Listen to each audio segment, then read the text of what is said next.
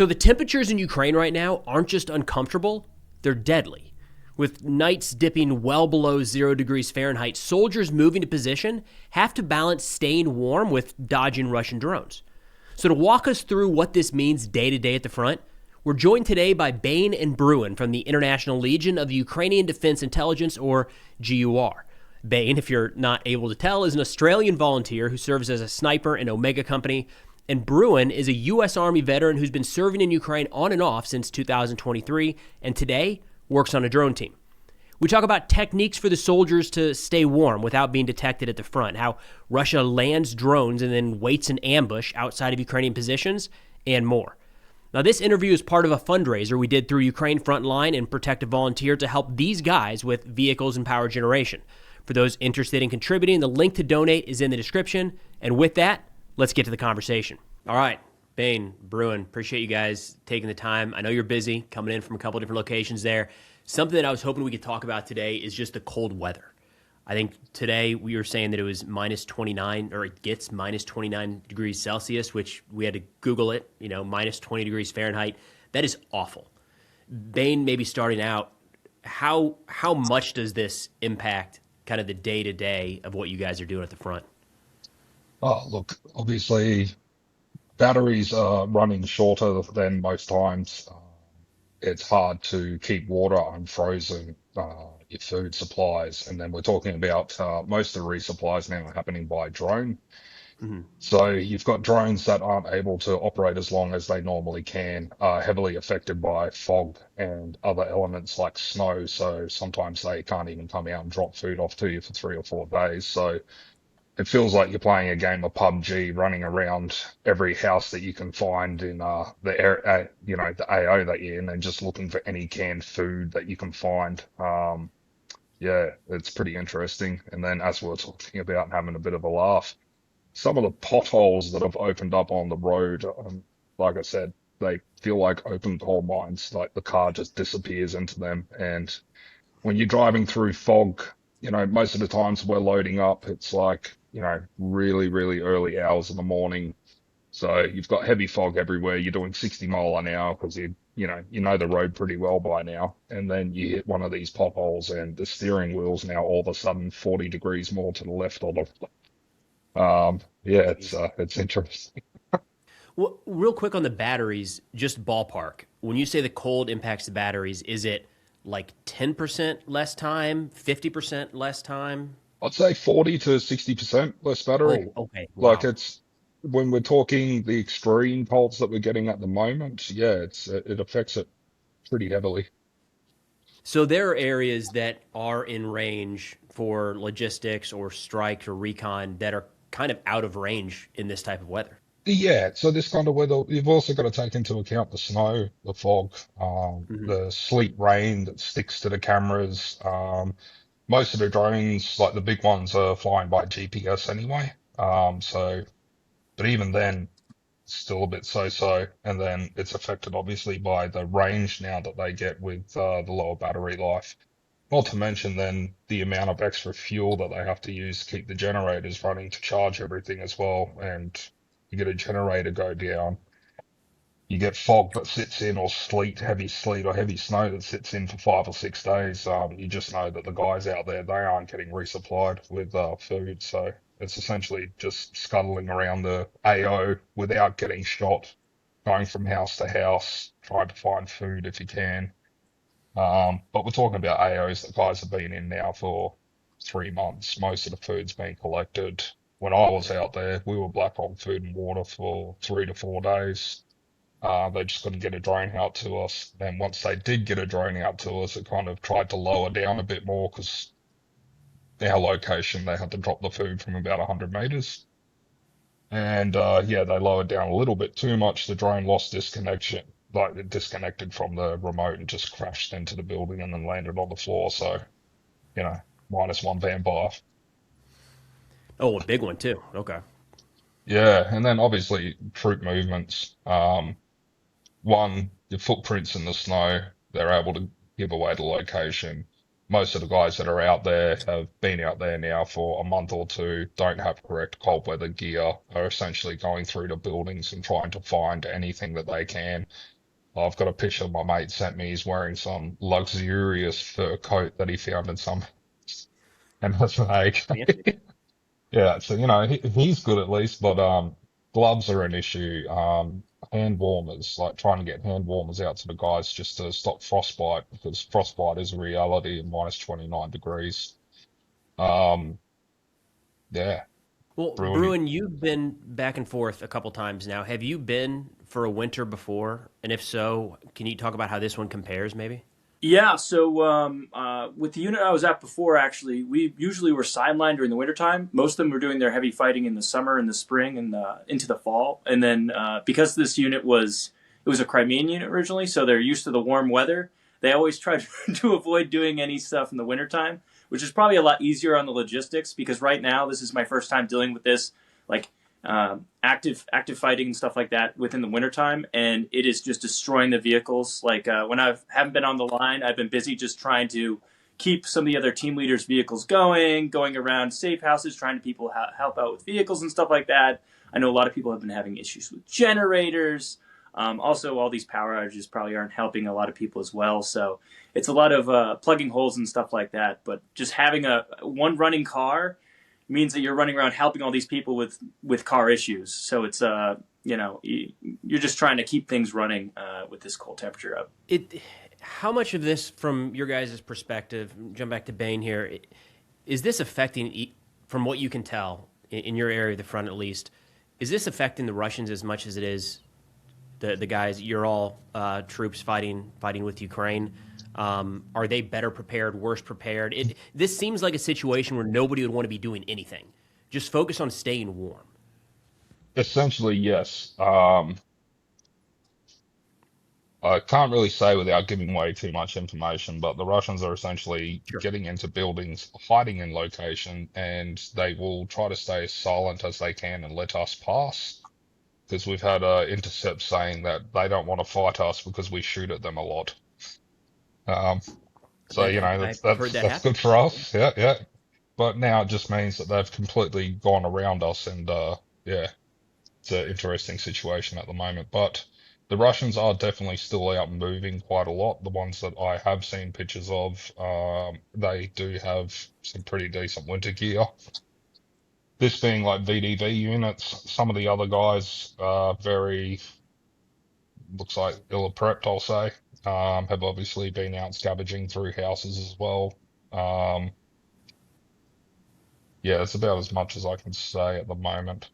That's fair. Bruin, in terms of guys staying warm at the front, I'm imagining that you can't have fires going. What does that look like for guys? Probably not a good idea, no. Not ideal? Okay. All right. Good to Not know. ideal. What does that look like as you get closer to the front and on position? Like, there has to be heat right now. People will die if there's not some degree of heat. So how are they doing that? Well, I mean, you can do the hot sleeping bags, which is a pretty good way to keep the thing going. So obviously, you're going to have some people on stag pulling security, and if you just have people rotating out of the same sleeping bag, it'll keep some of the heat in there, so you can try to stay warm. Sleeping with your gear on, obviously, you don't want to be taking your gear off because if it's a little sweaty or a little wet, it's not going to dry out. So you could try to use your body heat. So say if you're like rotating your socks around, like I always wore my dirty socks like around my neck or under my shirt, and so on the moisture wicking layer, you smell like your feet, but everybody smells like shit anyway, so it helps dry your stuff out. Just trying to stay active when you're in the blindage, just try to be moving around. Try not to be too stagnant, or if you are stagnant, just make sure you're in the sleeping bag so you can retain heat. Sleeping with your water bottles, because we were talking about, freezing water bottles, which nothing sucks more than being like super fucking thirsty, and then you look at a block of ice in a bottle and you go, what the hell? Yeah. Trying to melt the snow.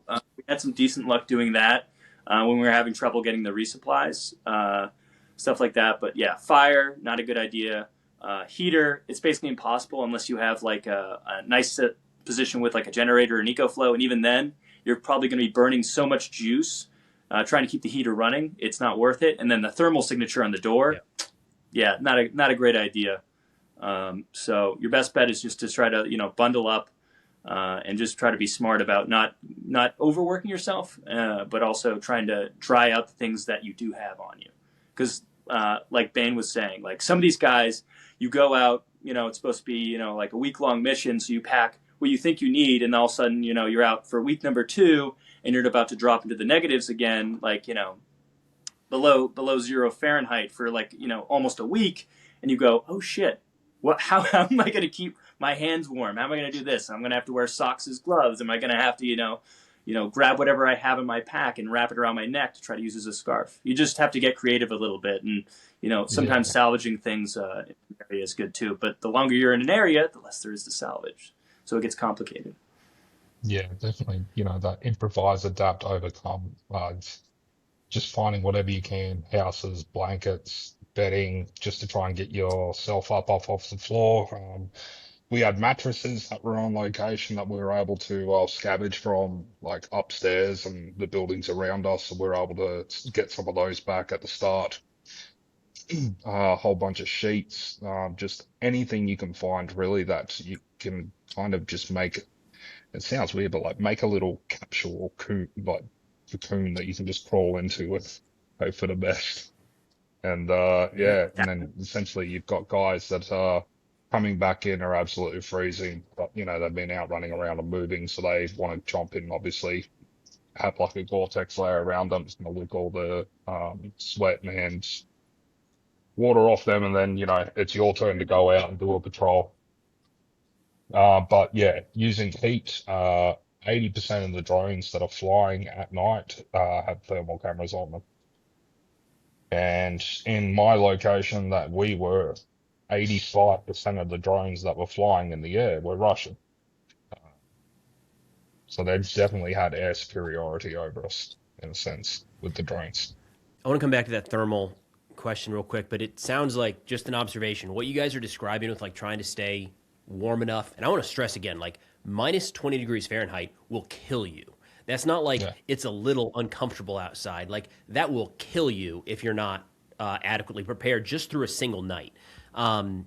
It sounds like what you guys are describing, Bane, you said adapt, improvise, and overcome. Like I got it, but like this sounds like more work than even preparing for a mission in a sense. Like the amount of effort that has to go into just staying warm is significant.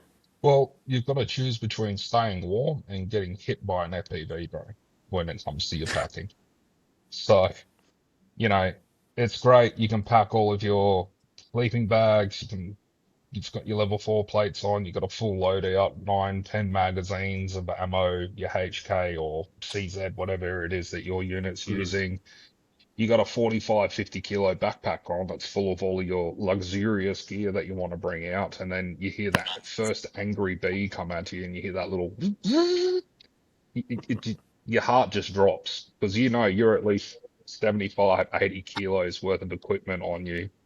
Sprinting isn't really an option, and the blendage is 200 meters away, and you just hope it's not you that gets hit. So, we were making the decisions like, okay, cool, it's only going to be a quick 5-day rip, so just go in, go out, sleep. So, one person brings the sleeping bag in for 2 people. So like me and my sniper pair, I had a sleeping bag, he had no sleeping bag. I had 1 liter of water, he had 2 liters of water on him. I had 150 rounds of 338 Lapua Magnum on me. He carried 50. I had the Lapua rifle in a backpack, so he carried the rest of the shit. And my backpack was still like 45-50 kilos with everything in it. And we had to run 700 meters across an open field, which was less than ideal at night. Running anywhere with that amount of weight on you. So it comes down to making the decision, do I want to stay warm or do I want to be light and agile and be able to dodge these drones, jump into a blendage quickly if I need to, instead of waiting for 5 or 6 guys that have really decked out packs trying to get into through a tiny little doorway. It's just, And then you get out to location and you're like, oh, okay, well, this is way worse. Well, so you guys have mentioned the term blendage a couple times. Can you explain what that is real quick, maybe Bruin? Yeah, sure. So blendage is basically, it's like almost like a little dug-in bunker kind of thing. It's usually just like one room that's buried underground. They usually have logs for overhead cover with I'd say about a foot less than half a meter of dirt on top, usually some waterproofing. If they're set up really nice, they're usually going to have a defensive trench on them with some camo netting, and they'll usually, if they're really nice, they'll have a doorway with insulation. Now, obviously, there's a range there. You have the shit blendage, which is basically like a hole in the ground where the cold air all settles. There's no door. Maybe you'll get a blanket up there, and it leaks from the roof when it gets warm out. And then you have the the Hotel Marriott, which has insulation and a door and a generator and a Starlink, and the maid comes and asks if you want any drinks. There's a whole range of. It's moving along, yeah. Yeah. Well, so usually it's somewhere in the middle. There's a combination of things, and I'll say this: like when you get on a position, if there's things that you need, and they have access to do drops and stuff like that, sometimes they can drop things to actually help improve these blendages pretty fairly. You should bring out things with you. Mm-hmm. Bring out nails, bring out waterproofing, bring out even just a poncho just to cover the doorway, just to help keep the heat in. But there were some team leaders that are airdropping the spray foam insulation. They drop that in to put around the entryways and in the holes in the ceiling and stuff just to keep these things warm. So people are getting creative with how to set these things up. But if you have time, and it's like a well-defended position, they can set them up really, really nice. But I'm sure Bane has some probably interesting stories from these blindages, right? Yeah. The one I got treated in, so once I got hit in the 113, I essentially crawled out and then just stumbled, took a leisurely stroll through the bush guided by a radio and a drone, and was pulled into a blindage, and they had bunk bed kind of set up with wood, they had Starlink, they had generators going, they had a bit of a FPV netting over the top of it, so it gave them a bit more of a chance. That was a real nice blendage, but some of the ones I walked past, it was literally just a little shell scrape with some dirt thrown over the top of some logs, and you could fit one or two people in it, and if anything hit you, it was no bueno. Me coming from the Australian military, some of the blendages that we dig, you're talking 2 or 3 meters of dirt on top, corrugated sheets of iron, it's really good. The only thing I don't like about the blendages here is there's one door in, one door out. So if your position gets attacked, you're pretty much just stuck inside and waiting for them to rush in or thermobaric grenade the hell out of you. So it's a bit of a to and fro. I don't want to make this sound simpler than it is, but could you not just create another entrance or exit to some of these? Easier said than done. You've got a pinch point then, essentially. So, you have 4 or 5 Russians attack your position. They just stand there and watch each doorway. So it's great that you get cover, but then, if you get attacked, you're pretty much trapped to being inside unless you can get outside and fight through and, try and fight your way out of the position. They have a bit of a trench set up that you can fight through. But where we're fighting, where my guys are, there is no trenches. You've got some blendages on the way in, and then it is buildings, apartment buildings that have been collapsed, and you are running through that. And, when a drone comes, you're just trying to find any little bit of rubble that you can kind of dive under, or just hope for the best and start shooting at it. Or, hey, maybe it didn't see us. Or, the real one that they tell us to say is, oh, don't worry, it's just our drone.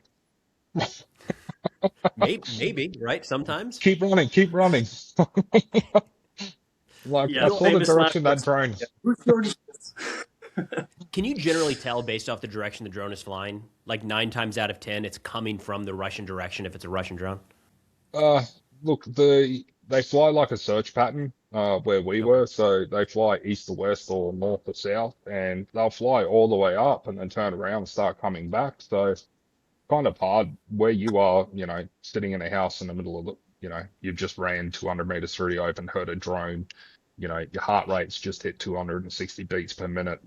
The threat of mind's completely gone out of your head, and you're just like, I need to get in the first building I can.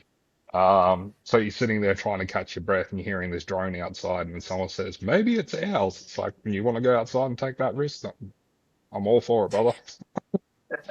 I've heard that 200 beats a minute can get rough. That's serious. Oh, yeah. It's So So like GBot, an IED Yeah. goes off. The old thing was like nobody freaking move until the combat engineer comes up here and does a sweep through, right?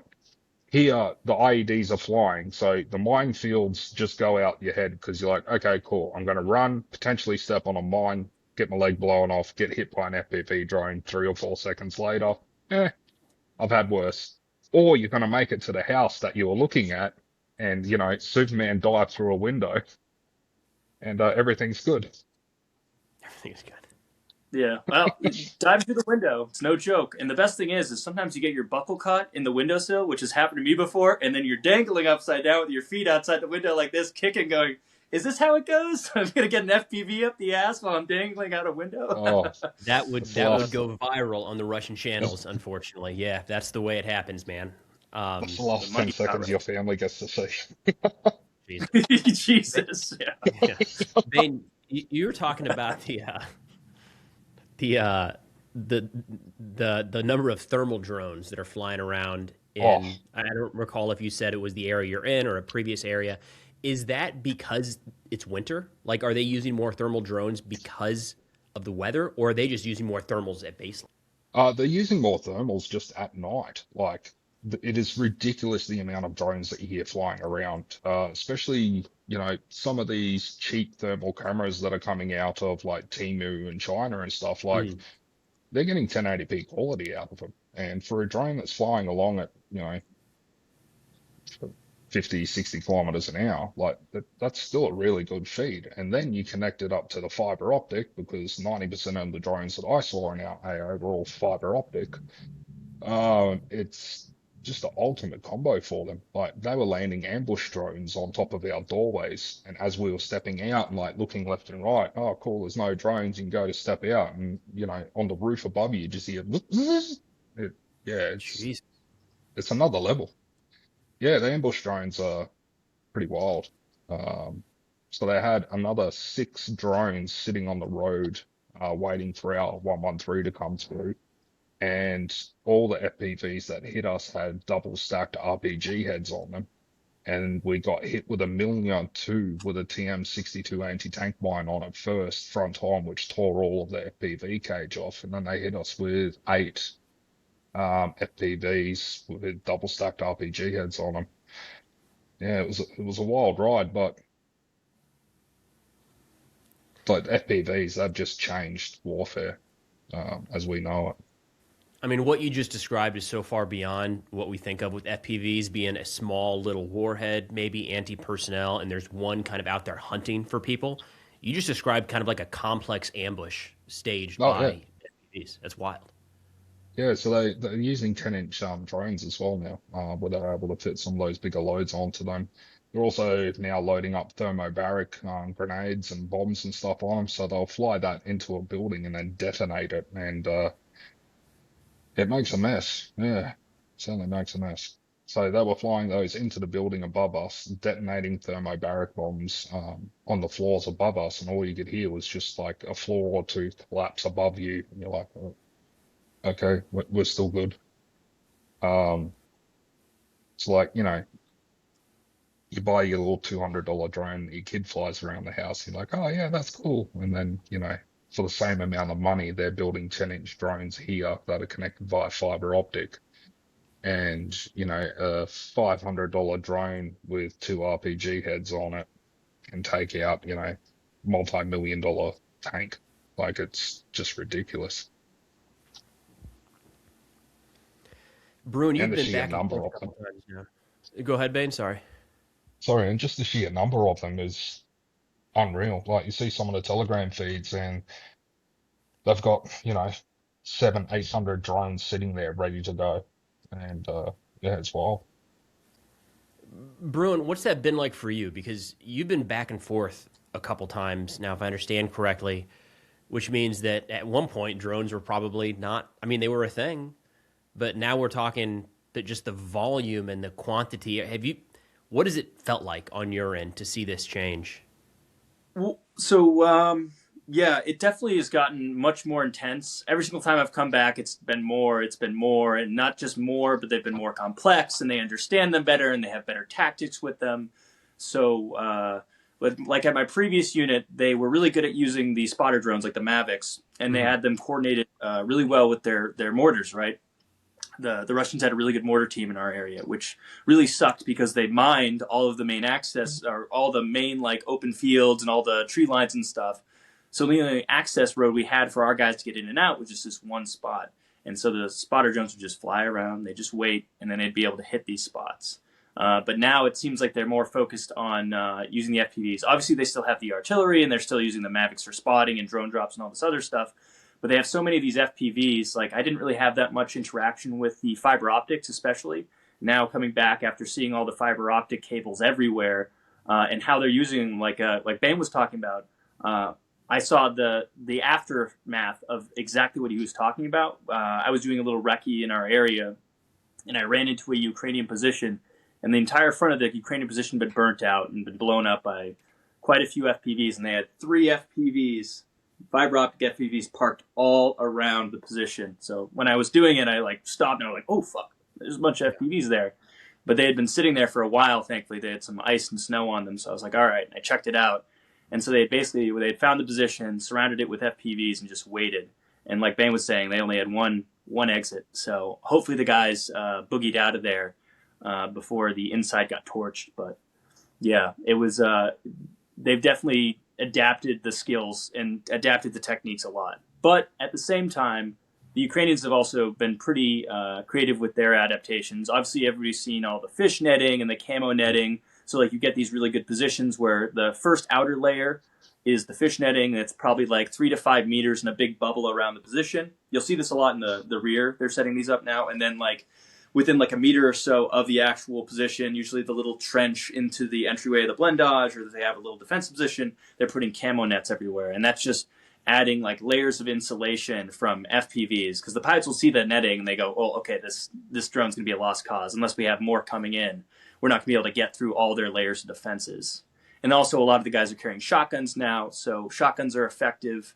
For everybody who has a shotgun, shotguns are effective for about 50 meters with the drones. Outside of 50 meters, the BBs will be hitting it, but it's not going to be as effective. So, like, I had an embarrassing moment where I blasted away at a drone that was more than 50 meters, and I was just like, oh fuck, I did absolutely nothing but waste ammunition, which kind of sucked. But I wanted to try to get it. So, but also those ambush drones, you can wait them out. So the battery life isn't forever. Oh, sure. And it's a little sketchy. Say, hey, I know I've got a bunch of drones just sitting in the doorway waiting for me to poke my stupid little head out. But if you can wait them out, just wait them out, you know? And the battery will eventually run out. They'll either self-detonate or, like the ones that I saw, they just sit there and they're not doing anything. Yeah, there's some that have motion sensors on them, so they can detect when somebody's walking up close to it, and then it will detonate. The operator doesn't even have to do anything. In our AO, they were using MABs to sit above all of our doorways because they knew where we were, and they had artillery dialed in with a 7-second flight time, and it was pretty much a 10-second response time. So as soon as we moved out of the doorway, they had all of our trails already zeroed in, so they'd just start launching arties. So when we left our doorways, it was, are we going to make this 50-50? And it was literally a sprint, but they were watching all of the main choke points that we would move through and had their mortars, 122 and 152 mil artillery all just ready to go, and they literally just pounded us. It was real funny. Me and one of the other Aussies, there's a picture of us sitting in a bedroom with some photo of Jesus that we found, and we're like smiling, taking a photo with it as artillery's tearing the backside of the house apart. Before we had to drop the photo and keep running because, the 152 is getting within 20-30 meters of us hitting the backside of the house. So you'd run to the next house. Artillery starts hitting you straight away because they're just following you with maps. Yeah. And the way they're able to jerry-rig some of the battery setups now, it's not just like your standard 20-minute flight time on a map. They're able to push them out pretty far now. And they were just doing swap in location. So as soon as one started to get low, they just fly another MAV out. It'd take over watching that particular point, and then the one that was getting flat on battery would just fly off and get swapped out and get ready to go again. So yeah, How they're much definitely using maps to coordinate artillery. how much are you guys even seeing Russian soldiers in person, I guess, at this point? Everything you're describing is this fight is getting so far away. Um, are you still having Russian soldiers approaching the position? Oh yeah, we had guys in the building right next to us, and that turned into a pretty interesting firefight the night The before. And building then next everyone, door. yeah, literally the building next Oh, door. okay. Yeah, that's close. Yep. All right. Yeah, it was a multi-story building. Yeah, unfortunately, lost a few mates during that day. That was the day I got blown up as well during the medevac. But yeah, they were literally in the multi-story building right next to us. Out on patrols, my very first day out, the sergeant that was attached to me, unfortunately he passed away, but we went to what we thought was our sniper AO, climbed through a window. It turned out to be a Russian like stop point, and there was a whole bunch of Russians inside. So they are around, but in my AO that I was, they prefer to just try and hold back and not directly engage us because they didn't like the response that they got from shooting at us, which is violence without regret. There you go. Yeah, Jesus. so we used a lot of 66 mils, rockets, bull spikes. Those are great to wake them up. Put holes in the side of the building right before the guys like lined up in a stack would then go inside. 6 barrel 40 mil grenade launchers, absolutely awesome. But yeah, essentially, as soon as you go outside, it's a 50-50 risk as to whether you're going to get hit with an FPV straight away, you're going to get taken out by artillery, or you're going to step on a mine because they cassette mine every night. You go back inside to your basement, you come out the next morning, and the AO is completely changed. All the buildings that you've cleared the day before, you don't know whether they're still clear or not. Mine locations have changed. The snow's come. So one of the main issues is they'll go out and cassette mine. So that's where they drop multiple PFM mines all along the trails that we use. And then during the snow overnight, it covers up all of the mines so we don't see them. So then, someone's walking along and steps on a mine and blows their foot off, and you're like, oh shit, okay, we're all in the middle of a mine zone. Or they'll drop like magnetic mines out. So essentially, as you go walking past, all of your metal on you will detonate this anti-tank mine that will take out a 50-meter area. So anyone that's within that, yeah, it's not good for them, unfortunately. Bane, you mentioned you were Australian military. Bruin, were you in the U.S. military at all? Yeah. I was in the U.S. military for a stint. Yeah, had some tours overseas as well. That was a while ago, though. Well, so what do you guys think we're missing from the Australian military perspective and from the U.S. military perspective? Maybe Bruin, will start with you, but what are the things we need to take away based off what you guys are saying there? All right. So actually, I think I have some good news because I've talked to some of the guys who have recently gotten into the service about what they're doing about drones, and I've heard they've already started doing some remedial, like some battle drill 1 alpha style drills for drones, just to sort of practice doing cover and concealment, moving, trying to find just some overhead concealment of any kind, just to avoid the drone systems. Understanding how spacing works, distancing. More just the fundamentals, because there's a lot of basic things you can do to make drones less of a threat. Spacing is a huge one. A lot of people just, as soon as they hear the drone, they get nervous and they bunch up. Stupidest thing you can do, because you're just making yourself an easier target for artillery, drone drops, FPVs, everything. Just spacing. The other thing is using camouflage. So a lot of the guys you'll see, they have like scrims on their helmets, or they'll have like the Viper hoods. They'll have like decent camouflage. In the wintertime, we have our snow scrims that we throw on. Like I was wearing it. I looked like a marshmallow running around out there, but it worked. So, screw it, right? Not great for the photos, but it actually works. Yeah, dude, I have a photo that I wish I could show you guys. I look like Toad from Mario, but all white. It's a vibe. Very flattering, yeah. But yeah. But from what I heard, they already are going through some basic drills with new soldiers on how to avoid drone detection. And the basic things are a lot of the stuff that will actually make a huge difference. And I've also heard they have a lot of systems. Like when I was in, they had the Drone Defender, which is something that we never got issued, but it was this little like overpriced plastic gun that had a little coil in it to shoot down the drones and fry their systems and stuff like that. I don't know how it would work with a fiber optic. Probably wouldn't, but it would work with some of the other systems maybe. But I hear they are doing other stuff. I also heard that the Air Force was using net shot for their shotguns around a lot of their defense systems, which again, thinking about that 50-meter distance for buckshot, which is the most effective round and the most effective distance for these drones, you can see the nets having some sort of effect. So they are thinking about it. But like I said, I've been out of the game for the U.S. military for a bit, so I don't have too many updates. But I hear they are doing a lot of stuff to try to mitigate the problems with the drones. It's all positive. And I'm sure it's a little bit different in Australia. I know we do a lot of things very similar, but from what you've seen, what are some things the Australian military hopefully will be taken away from this? Look,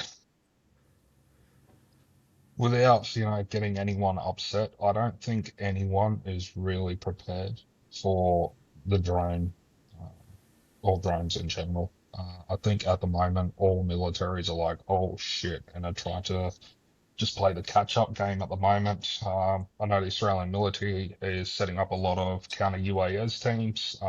They're doing a lot of brainstorming, hosting like forums where they're having multiple teams come out and try and test ideas. You've seen now they've got the interception drones, so where they've got the little drone on like a gun, they aim it at the UAS and it eventually picks up the signal, flies out, intercepts it and hits it. But yeah, shotguns, netting, spacing are definitely, my guys, we didn't carry shotguns. We just got issued, like we'd take 2 magazines of counter drone, ammo that we'd fire through our 5.56s. So myself, I was running a HK 417, take the suppressor off, and it's essentially, a 55 grain looking, green tip. But it's broken up into 3 little pieces. So the way we were stacking our mags was 5 shot of counter drone and then 1 normal just to try and flush the barrel out of any plastic that was left over. I was pretty good out to 70, 80 meters. You could hit the drones pretty well with it. 100 meters, I'd say be pushing it, but when you got a drone coming straight at you, you're not worried about distance. Yeah, the guys are all spaced out, and there's like 5 or 6 people just unleashing at this drone. I imagine it looked like something out of the Battle of Midway. Yeah, but spacing, thermal, there's not really much you can do about it. People are all like, oh, don't use your light at night, and a thermal drone doesn't care about light. It's not going to be able to see it. There is still the threat of, Russians being in the other hedge line across from you. They could start shooting at you, so obviously use red light, but there's a few times where the fog was that thick, our MBG, we couldn't see anything. So you had to turn on a white light just to try and look around. You've been dropped off in some random location. You have no idea where you are. They're screaming, go, go, go. And you're just like, oh, well, this is Go it. where? White light. Every man for themselves. But no, look, my guys, we had a pretty good team. The teams that I was out there with, we had the 128th, the 121, we had Kraken, a bunch of other units out there. And yeah, I know we took out a few drones that we shot down. There's a few times they told us they turned on. No, actually, I won't say that. That's probably, that's security. Yeah. I won't say that part.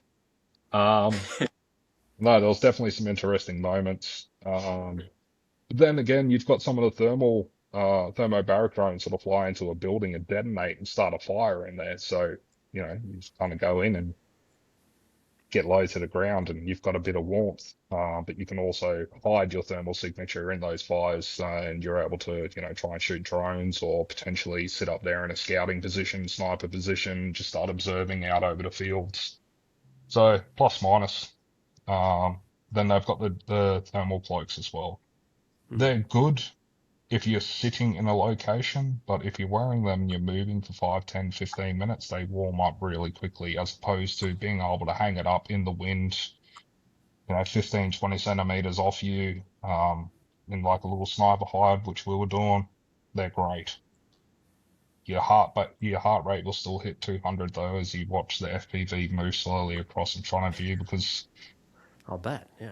they were just dropping down and scanning from window to window. Then they dropped down to the next level, scan across window to window. And then as the battery got low or the operator got bored and wanted to get another drone, he'd just fly it into the building and detonate it. So you'd just be watching this thing go past and just hoping that's not the second that it starts beeping that it's battery low, so the operator just sends it inside.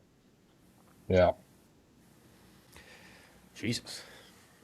All right, man. Well, cars are a very big thing. A lot are being hit by FPV drones, especially in the region that we are now. They've kind of pushed around us and they're getting close to a pretty big major town, so they're able to fly FPVs now into the town. So any vehicle that looks military, even if it's civilian, they're just hitting it. So we have lost a lot of our vehicles. A lot of our vehicles have been, semi-fixed, semi-repaired, the old zip ties and duct tape and slap on the bonnet. Yeah, that'll hold. You drive 20 minutes down the road, hit one of these open coal mine potholes, and all of a sudden you're in the same situation again. God, that's wild, man. I mean, the stuff you guys have to deal with the weather and the equipment is like a war of its own. And then you get into this craziness of what the Russians are doing at the front. So I appreciate you guys taking the time to walk through this. Bane, Bruin, appreciate what you guys are doing. Wish you both and all your guys the best of luck. Thank you. Thank you. Just real quick, Preston, I just want to give a shout out to Protect to Volunteer. They've done so much for us lately. They helped me get back here. They got me a flight donated so I could get back to doing the work that we've been doing. They've helped with getting vehicles replaced, vehicles fixed, people, coming in and out of the hospital.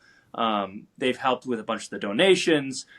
They've helped us get a bunch of more vehicles that should be showing up soon. They're helping us get a tow truck that we need really badly, just to fix all the vehicles that need help, all the stuff that has gotten destroyed over the past few years.